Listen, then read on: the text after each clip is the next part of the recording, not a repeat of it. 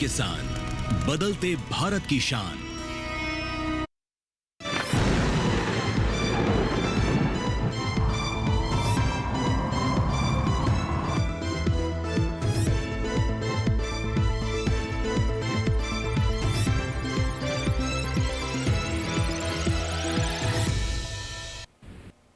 नमस्कार, आप देख रहे हैं दूरदर्शन किसान। मौसम खबर में आप सभी का स्वागत है। मैं हूं मोनालिसा। मौसम खबर में बताएंगे आपको मौसम का हाल, तापमान के बारे में, वायु की गुणवत्ता के बारे में। लेकिन आइए पहले नजर डाल लेते हैं बड़ी खबरों पर। मौसम से जुड़ी हुई 5 बड़ी खबरों में आइए सबसे पहले बात करते हैं हिमाचल प्रदेश के। हिमाचल प्रदेश में कहीं कहीं शीत लहर चलने के आसार नजर आ रहे हैं। इसके साथ ही रुक करे उत्तराखंड का, तो उत्तराखंड में इक्का दुक्का हिस्सों में घना कोहरा छा सकता है। आगे बढ़ते हैं, अब बता दें आपको पंजाब में गिने चुने इलाकों में दिन ठंडा रहने का अनुमान जताया जा रहा है। इसके साथ ही रुक करते हैं तमिलनाडु का। तमिलनाडु में कहीं कहीं भारी बारिश के आसार बनते हुए नजर आ रहे हैं। इसके साथ ही बात करें मध्य प्रदेश की, तो यहां पर गिने चुने हिस्सों में घना कोहरा छाने की संभावना नजर आ रही है। ये तो हुई मौसम से जुड़ी हुई 5 बड़ी खबरें। अब नजर डालेंगे सर्द अपडेट पर, जिसके बारे में जानकारी देंगे आई एंकर भूमि। बताएंगे हमें कहां चल सकती है शीत लहर और कहां छा सकता है घना कोहरा। तो आइए नजर डाल लेते हैं सर्द अपडेट पर। नमस्कार किसान भाइयों और बहनों, आप देख रहे हैं सर्द अपडेट डीडी किसान पर। मैं हूं आपकी एआई एंकर भूमि। आज हम आपको देश भर में होने वाली मौसम की स्थिति की ताजा जानकारी देने जा रहे हैं। उन क्षेत्रों की जानकारी लेते हैं जहां सतर्क रहें। पंजाब और हरियाणा में कहीं कहीं सुबह और शाम को घना कोहरा और दिन ठंडा रहेगा। दिल्ली में कहीं कहीं दिन ठंडा रहने की संभावना है। मध्य प्रदेश और राजस्थान में भी कहीं कहीं सुबह और शाम को घना कोहरा और दिन ठंडा रह सकता है। अब उन क्षेत्रों की जानकारी लेते हैं जहां नजर बनाए रखें। हिमाचल प्रदेश में कहीं कहीं शीत लहर चलने की संभावना है। उत्तराखंड, उत्तर प्रदेश, बिहार, ओडिशा, उप हिमालयी, पश्चिम बंगाल, सिक्किम, असम, मेघालय, नागालैंड, मणिपुर, मिजोरम और त्रिपुरा में सुबह और शाम के समय कहीं कहीं घना कोहरा छाने की संभावना है। तमिलनाडु में कहीं कहीं भारी बारिश हो सकती है। यह थी मौसम की ताजा जानकारी। कृपया सुरक्षित रहें। धन्यवाद भूमि इस महत्वपूर्ण जानकारी के लिए। आइए अब मौसम खबर में आगे बढ़ते हैं। नजर डाल लेते हैं मौसम पूर्वानुमान पर। जी हां, देश के कई हिस्से हैं जहां पर आने वाले 24 से 48 घंटों के दौरान बारिश हो सकती है, और उन इलाकों पर नजर डालेंगे हम मौसम पूर्वानुमान में। सबसे पहले बात करेंगे उत्तर भारत की। आइए देखते हैं कि उत्तर भारत में किस तरह की स्थितियां बन रही है। जम्मू कश्मीर, लद्दाख में कई जगहों पर बारिश हो सकती है। तो हिमाचल प्रदेश, उत्तराखंड, पंजाब, हरियाणा, दिल्ली में भी कहीं कहीं बादल बरस सकते हैं। पश्चिमी उत्तर प्रदेश में भी कहीं कहीं बारिश का अनुमान है, लेकिन पूर्वी उत्तर प्रदेश में बारिश के लिहाज से मौसम साफ बना रहेगा। तो उत्तर भारत में खासतौर पर अगर बात की जाए पूर्वी उत्तर प्रदेश की, तो यहां पर छोड़ के बाकी हिस्सों में बारिश के आसार नजर आ रहे हैं आने वाले 24 से 48 घंटों के दौरान। वहीं पूर्वी पूर्वोत्तर भारत का रुख करें तो यहां पर बिल्कुल साफ मौसम रहेगा। बिहार, झारखंड, ओडिशा, गांगे पश्चिम बंगाल, उप हिमालय, पश्चिम बंगाल, सिक्किम हो या फिर अरुणाचल प्रदेश, असम, मेघालय, नागालैंड, मणिपुर, मिजोरम और त्रिपुरा, यहां पर बारिश के कोई आसार नजर नहीं आ रहे हैं आने वाले 24 से 48 घंटों के दौरान। वहीं अंडमान निकोबार द्वीप समूह में कहीं कहीं बादल बरस सकते हैं। इसके अलावा अगर दक्षिण भारत की बात की जाए तो तमिलनाडु, पुडुचेरी में कई जगहों पर बारिश के आसार है। तटीय आंध्र प्रदेश, रायलसीमा और केरल में भी कहीं कहीं बादल बरस सकते हैं। साथ ही लक्षद्वीप में भी कहीं कहीं बारिश के आसार नजर आ रहे हैं। इसके अलावा बात करें मध्य भारत की, तो यहां पर भी बिल्कुल साफ मौसम रहेगा। पूर्वी और पश्चिमी मध्य प्रदेश, छत्तीसगढ़ की बात करें या फिर कोंकण, मध्य महाराष्ट्र, मराठवाड़ा, विदर्भ, यहां पर भी मौसम साफ बना रहेगा। राजस्थान और गुजरात, सौराष्ट्र, कच्छ यानी कि जो पश्चिम भारत का हिस्सा है, यहां पर भी साफ मौसम रहेगा।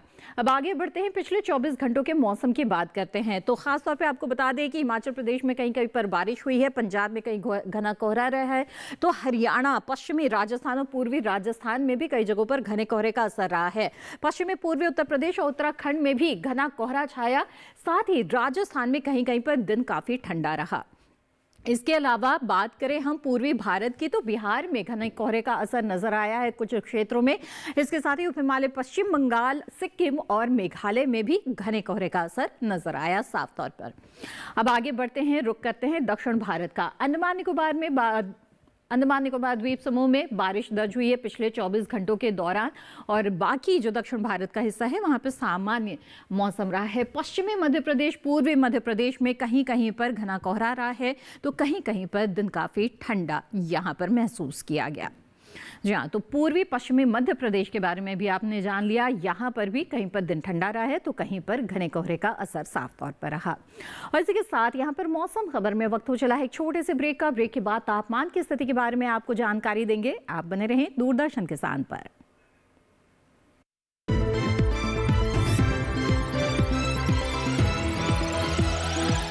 It's another six. रिचार्ज, जल्दी रिचार्ज करा। ये क्या किया? मैच तो गया। पेमेंट कैसे करेंगे? टोकनाइज कार्ड से। टोकन? हाँ, ऑनलाइन पेमेंट के लिए आरबीआई लाए हैं टोकनाइजेशन। एक बार कार्ड डिटेल्स, ओटीपी, सीवीवी डालकर टोकन जनरेट कीजिए। कार्ड भी सुरक्षित और बार बार डिटेल्स भरने की नो झंझट। वही सुविधा अधिक सुरक्षा। ऑलराउंडर। वो की मैं। आरबीआई कहता है कि जानकार बनिए, सतर्क रहिए।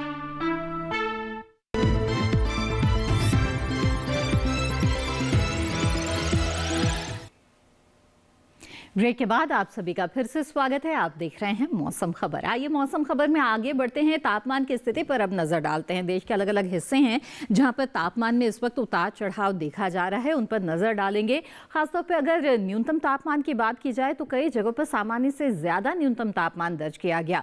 जी हाँ, जम्मू कश्मीर, लद्दाख में सामान्य से 1 से 3 डिग्री सेल्सियस ज्यादा रहा न्यूनतम तापमान। साथ ही हरियाणा, दिल्ली, पश्चिमी और पूर्वी उत्तर प्रदेश में भी इसी तरह की स्थितियां नजर आई है और यहाँ पर भी जो न्यूनतम तापमान है उसमें इजाफा देखा गया। वहीं झारखंड में और गांगे पश्चिम बंगाल में भी सामान्य की तुलना में 1 से 3 डिग्री सेल्सियस ज्यादा रहा है न्यूनतम तापमान। आगे बढ़ते हैं और बता दें आपको कि असम, मेघालय में सामान्य की तुलना में 3 से 5 डिग्री सेल्सियस ज्यादा न्यूनतम तापमान मापा गया। यानी कि देश के ये वो हिस्से हैं जहां पर रात के तापमान में इजाफा दिख रहा है। अंडमान निकोबार में भी इसी तरह के हालात नजर आए और सामान्य के मुकाबले 3 से 5 डिग्री सेल्सियस ज्यादा यहां पर न्यूनतम तापमान मापा गया। आगे बढ़ते हैं, बता दें आपको तमिलनाडु और पुडुचेरी की बात करें तो यहां पर सामान्य की तुलना में 1 से 3 डिग्री सेल्सियस ज्यादा न्यूनतम तापमान दर्ज किया गया। इसके साथ ही आगे बढ़ते बता दें पश्चिमी उत्तर प्रदेश के बुलंदशहर में 5 डिग्री सेल्सियस रहा है न्यूनतम तापमान, जो कि मैदानी इलाकों में सबसे कम है। वहीं अब अधिकतम तापमान की बात करें तो नागालैंड, मणिपुर, मिजोरम और त्रिपुरा में सामान्य के मुकाबले 1 से 3 डिग्री सेल्सियस ज्यादा अधिकतम तापमान दर्ज किया गया। यानी कि जो दिन का तापमान है उसमें इजाफा इन क्षेत्रों में देखा गया। अब आगे बढ़ते हैं, बता दें अरुणाचल प्रदेश के बारे में। यहां पर भी सामान्य की तुलना में 3 से 5 डिग्री सेल्सियस ज्यादा रहा है अधिकतम तापमान। तो अधिकतम तापमान में भी बढ़ोतरी दिख रही है कई इलाकों में। तेलंगाना की बात करें तो विपरीत स्थिति है। सामान्य की तुलना में 1 से 3 डिग्री सेल्सियस कम अधिकतम तापमान यहां पर मापा गया। रायलसीमा में भी इसी तरह के हालात नजर आए। और वहीं बात करें कोंकण, गोवा की तो सामान्य के मुकाबले 3 से 5 डिग्री सेल्सियस ज्यादा अधिकतम तापमान यहां पर मापा गया है। यानी कि अधिकतम तापमान में इजाफा दिख रहा है। वहीं गुजरात, सौराष्ट्र, कच्छ की बात कर लेते हैं। सामान्य की तुलना में 1 से 3 डिग्री सेल्सियस कम अधिकतम तापमान दर्ज किया गया। यानी कि दिन के तापमान में गिरावट रही है यहां पर। पश्चिमी राजस्थान, पूर्वी राजस्थान में सामान्य से 5 डिग्री सेल्सियस कम रहा है अधिकतम तापमान। पश्चिमी मध्य प्रदेश में भी इसी तरह के हालात नजर आए और यहां पर भी दिन के तापमान में गिरावट दर्ज की गई। आपको बता दें कि केरल के तिरुवनंतपुरम में 35.9 डिग्री सेल्सियस अधिकतम तापमान रिकॉर्ड किया गया, जो कि मैदानी इलाकों में सबसे ज्यादा तापमान है। तो जाना आपने मैदानी हिस्सों में सबसे ज्यादा और सबसे कम तापमान की स्थिति कहां पर रही है। अब देश के तमाम अलग अलग शहरों पर सरसरी निगाह डाल लेते हैं और देखते हैं यहां पर तापमान का क्या हाल रहा।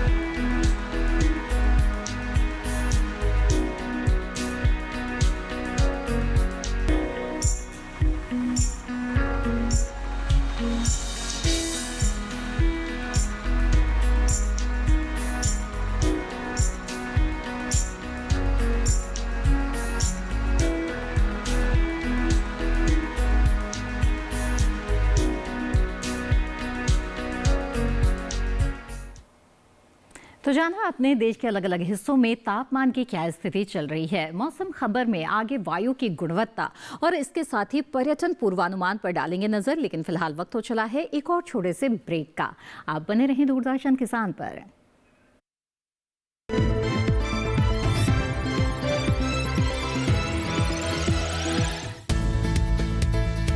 किस फसल की क्या है चाल, किस मंडी का क्या है हाल, उतरते चढ़ते भाव का असर, आयात निर्यात का क्या है असर, कैसा रहेगा आगे बाजार, बताएंगे मंडियों के जानकार। देखिए मंडी खबर सोमवार से शनिवार शाम 5 बजे सिर्फ दूरदर्शन किसान चैनल पर।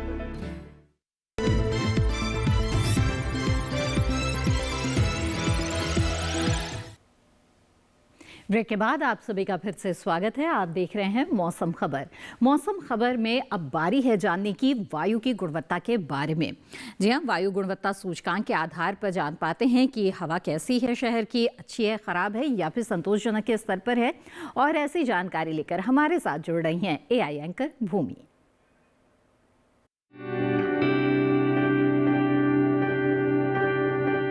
अब बढ़ते हैं आगे और जानते हैं कि देश के अलग अलग शहरों में वायु की गुणवत्ता का हाल। सबसे पहले बात करते हैं दिल्ली की, जहां वायु की गुणवत्ता थोड़ी खराब है। यहां गुणवत्ता सूचकांक 250 दर्ज किया गया। लखनऊ में वायु गुणवत्ता संतोषजनक रही। यहां गुणवत्ता सूचकांक 144 दर्ज किया गया।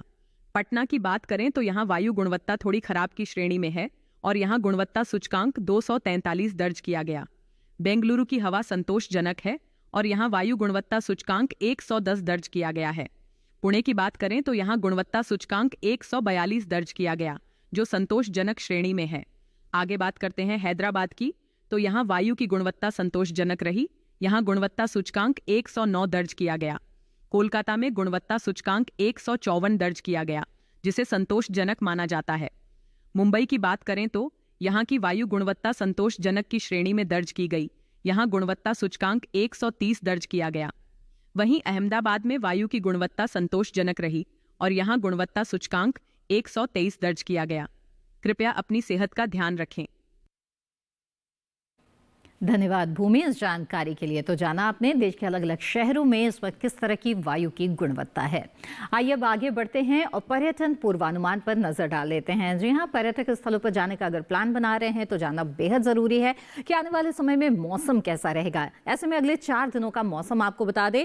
श्रीनगर की सबसे पहले यहाँ पर बात करते हैं। रविवार, सोमवार, मंगलवार को हल्के बादल छा सकते हैं। इसके साथ ही 8 से -2 के बीच तापमान रविवार को रहेगा। अगले दिन 7 से -2, मंगलवार को 6 से -1 और बुधवार को गरज चमक के साथ हल्की बौछारें भी पड़ सकती है। 4 से -1 के बीच यहां पर तापमान की स्थिति भी रह सकती है। तो तापमान में गिरावट के आसार नजर आ रहे हैं। साथ ही बुधवार तक आते आते हल्के बौछारों के भी आसार हैं। दिल्ली की बात करें तो यहां पर रविवार, सोमवार और मंगलवार को कोहरा मिल सकता है। तापमान में उतार चढ़ाव की स्थितियां नजर आ रही है। बुधवार को बारिश के भी आसार बनते दिख रहे हैं। 19 से 9 के बीच रविवार को रहेगा तापमान। 20 से 11 सोमवार को, 19 से 10 अगले दिन मंगलवार को और बुधवार को 20 से 10, यानी कि लगातार उतार चढ़ाव जो है यहाँ पर तापमान में बना हुआ है। इसके साथ ही यहाँ पर बारिश भी बुधवार को हो सकती है। उत्तर प्रदेश के प्रयागराज की बात करें तो यहाँ पर भी सुबह आपको कोहरा मिल सकता है। तापमान पर आइए नजर डाल लेते हैं। 23 से 11 के बीच रविवार को तापमान की स्थिति रहेगी। अगले दिन सोमवार को 23 से 12, इसके साथ ही मंगलवार को 24 से 12 और बुधवार को 24 से 13 के बीच तापमान रहेगा। हम देख रहे हैं कि न्यूनतम तापमान में धीरे धीरे बढ़ोतरी के आसार यहाँ पर बनते हुए दिख रहे हैं। अब आगे बढ़ते हैं, बात करते हैं पश्चिम बंगाल के दार्जिलिंग के, जहां पर बिल्कुल साफ मौसम आपको मिलने वाला है आने वाले 4 दिनों के दौरान। 12 डिग्री सेल्सियस अधिकतम तापमान जहां रविवार, सोमवार को रहेगा, तो 1 डिग्री की बढ़ोतरी के साथ मंगलवार, बुधवार को 13 डिग्री के आसपास रहेगा तापमान। न्यूनतम तापमान की बात की जाए तो अगले 3 दिनों तक 6 डिग्री सेल्सियस के आसपास रहेगा न्यूनतम तापमान और बुधवार को 1 डिग्री के इजाफे के साथ 7 डिग्री तक न्यूनतम तापमान की स्थिति आ जाएगी। अब रुक करते हैं नागालैंड के कोहिमा का। यहाँ पर भी आपको कोहरा मिल सकता है। 20 डिग्री सेल्सियस अधिकतम तापमान लगातार यहाँ पर आने वाले 4 दिनों के दौरान बना रहेगा। न्यूनतम तापमान की बात करें तो रविवार, सोमवार, मंगलवार को 6 डिग्री सेल्सियस न्यूनतम तापमान रहेगा और बुधवार को 1 डिग्री के इजाफे के साथ 7 डिग्री सेल्सियस न्यूनतम तापमान की स्थिति रहेगी। तो बहुत ज्यादा उतार चढ़ाव नहीं है तापमान में, साथ ही कोहरे के भी आसार हैं। आंध्र प्रदेश के विजयवाड़ा की बात करें तो यहाँ पर दिन साफ रहेगा लेकिन हल्के बादलों की लुका छिपी भी चल सकती है। आने वाले 4 दिनों के तापमान की बात करें तो 30 डिग्री सेल्सियस रविवार, सोमवार को अधिकतम तापमान रहेगा, 1 डिग्री के इजाफे के साथ 31 डिग्री सेल्सियस मंगलवार और बुधवार को। वहीं न्यूनतम तापमान की बात करें तो 20 डिग्री सेल्सियस रविवार को, उसके बाद इसमें तापमान में थोड़ा इजाफा आते आते बुधवार तक ये 23 डिग्री सेल्सियस के आसपास तक आ जाएगा। केरल के कोट्टायम की बात करें तो यहाँ पर आपको बारिश मिल सकती है आने वाले 4 दिनों के दौरान लगातार।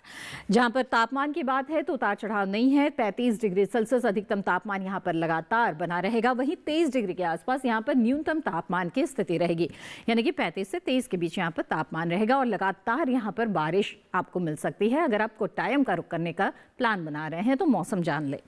महाराष्ट्र के महाबलेश्वर की बात करें तो यहां पर आपको बिल्कुल खिली हुई धूप मिलेगी आने वाले 4 दिनों के दौरान।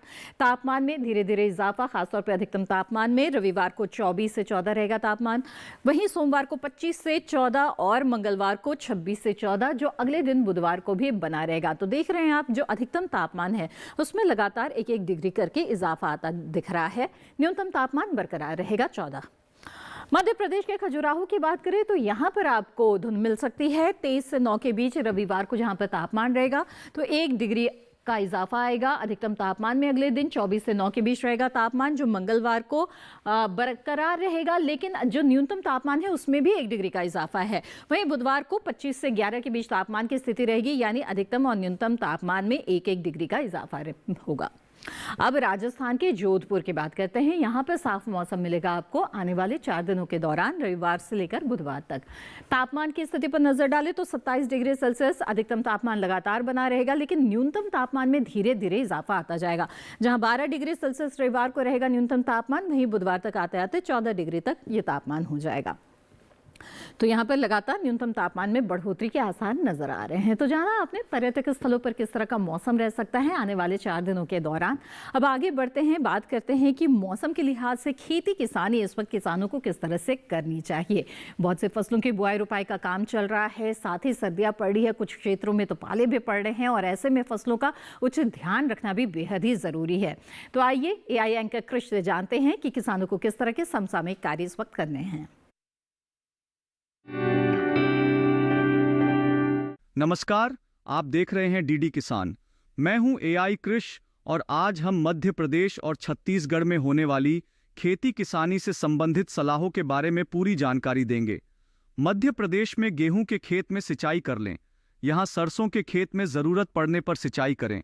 किसान मसूर के खेत से खरपतवार निकालें, वहीं अरहर की कटाई कर सकते हैं। मध्य प्रदेश में गन्ने के खेत में पर्याप्त नमी बनाए रखें, गन्ने के खेत से घास फूस निकाल लें। इसके अलावा कपास के खेत में सिंचाई कर लें। किसान आलू के खेत में जरूरी उर्वरक का इस्तेमाल कर सकते हैं। अभी बैंगन में कीट लगने की संभावना है, ऐसे में बैंगन में कीटों से बचाव के लिए कृषि विशेषज्ञों की सलाह से कीटनाशक छिड़कें। इसी तरह मिर्च में कृषि विशेषज्ञों की सलाह से कीटनाशक का छिड़काव करें। छत्तीसगढ़ में अरहर के खेत की उचित देखभाल करें। किसान गेहूं के खेत में सिंचाई कर लें। इसके साथ ही काबुली चने की बुवाई कर सकते हैं। यहां सरसों के खेत में कीट लगने की आशंका है, ऐसे में सरसों में कीटों से बचाव के लिए कृषि विशेषज्ञों की सलाह से कीटनाशक छिड़कें। छत्तीसगढ़ में कुसुम के खेत में निराई कर लें, वहीं गन्ने की कटाई कर सकते हैं। किसान टमाटर के खेत में जरूरी उर्वरक का इस्तेमाल करें, साथ ही शलगम में भी जरूरी उर्वरक डाल सकते हैं। इसके अलावा मक्के के खेत में निराई और गुड़ाई कर लें। छत्तीसगढ़ में फूल गोभी के खेत में जरूरी उर्वरक डाल सकते हैं।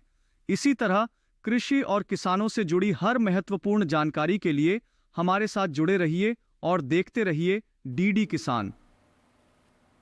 धन्यवाद कृष इस अहम जानकारी के लिए। तो जाना आपने खास तौर पे जो मध्य प्रदेश और छत्तीसगढ़ के किसान हैं उन्हें इस वक्त किस तरह के समसामयिक कार्य करने चाहिए। हालांकि कुछ फसलों की बुआई भी कर सकते हैं, लेकिन अगर खेतों में फसलें लगी हुई है तो आपको खरपतवार नियंत्रण भी करना है, साथ ही समय समय पर सिंचाई भी करते रहना है। आइए अब आगे बढ़ते हैं और बात करते हैं आज की फसल की। आज की फसल है टमाटर। ये तो किसान बेमौसम फसल लेने के लिए पॉली हाउस में भी इसकी खेती करते हैं, लेकिन अगर आप खुले खेत में टमाटर की खेती करना चाहते हैं तो उपयुक्त समय ये चल रहा है। टमाटर खाने में स्वादिष्ट है, इसके बिना तो हम अपने थाली की कल्पना भी नहीं कर सकते और ऐसे में इसकी मांग हमेशा बनी रहती है। टमाटर की व्यावसायिक खेती आपको बहुत ज़्यादा लाभ दे सकती है, लेकिन अच्छी पैदावार कैसे मिलेगी? अच्छी पैदावार मिलेगी वैज्ञानिक पद्धति को अपनाने से। तो क्या है टमाटर खेती की वैज्ञानिक पद्धति, जानते हैं इस रिपोर्ट के जरिए।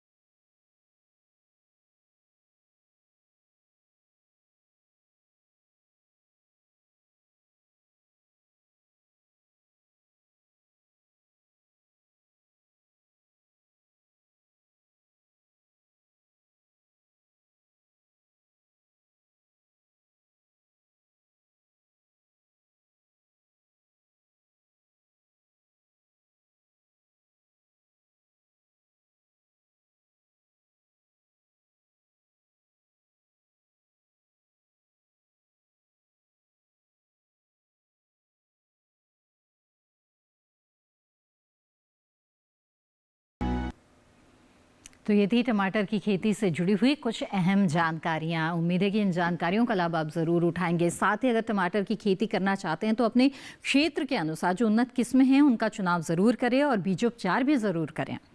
बहरहाल इसी के साथ आज के मौसम खबर में बस इतना ही। उम्मीद है मौसम खबर से आपको मदद मिल रही होगी। मौसम खबर को आप दूरदर्शन किसान के यूट्यूब चैनल पर भी देख सकते हैं और कभी भी कहीं भी ये सभी जानकारियां फिर से हासिल कर सकते हैं।